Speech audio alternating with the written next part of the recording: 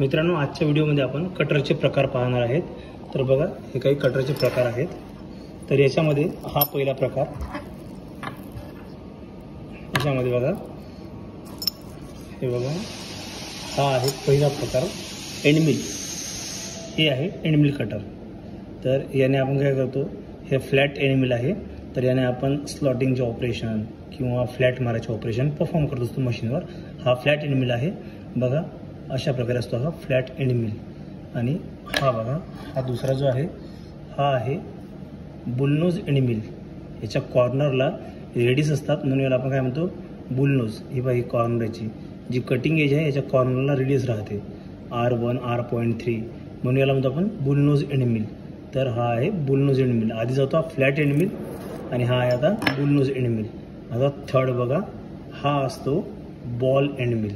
बघा याची प्रोफाईल, जी cutting edge आहे ही बॉल टाईप आहे, म्हणून याला म्हणतात ball nose end mill, okay, किंवा बॉल एंड मिल।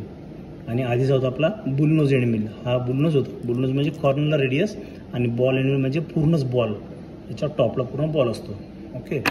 त्यानंतर बघा, हा आहे रफर कटर, ओके, म्हणजे हा काय करतो, याला आपण जास्त डेप्थ ऑफ कट देऊ शकतो एका वेळेस, आणि याने मशीनिंग करू शकतो। तर हा आहे रफर कटर।